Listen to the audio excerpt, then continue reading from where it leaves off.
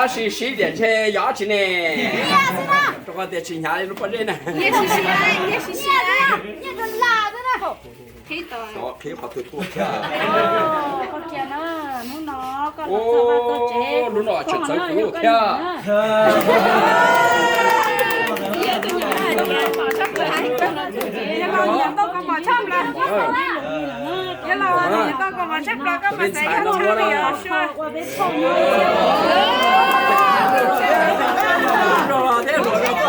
皮哥，他都想那样老呢。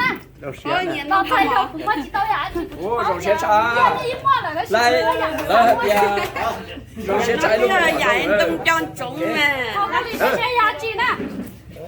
不中我牙里不三摸给谁呢？肉血。谢谢牙齿呢。不弄那做好多天啊。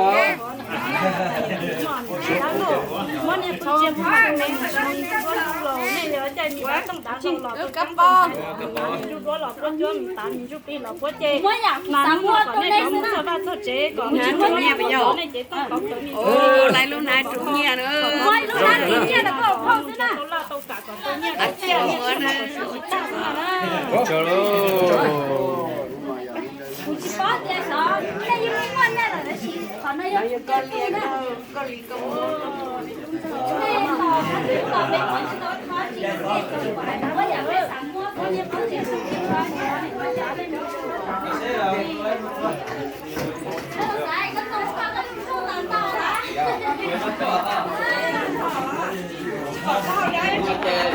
Muốn là chè lá của bọn nó có giấy chọc ai theo được mất hả đó. Để chị cầm mơ một chém có dâu mà dâu.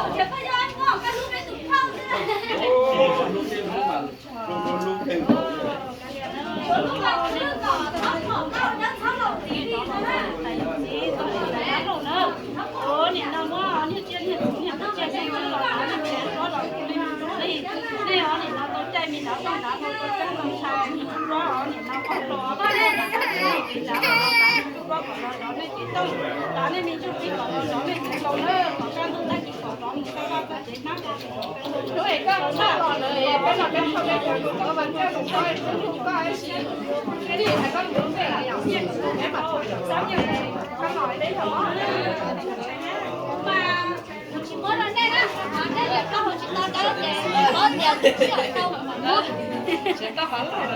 Chả lo gì cho cô lên chứ. Họ mà chơi để xe đi chứ còn ngỡ tôi đã khó đã lo tàu chứ. Chứ chẳng tầm em mà có sẽ khử đâu đâu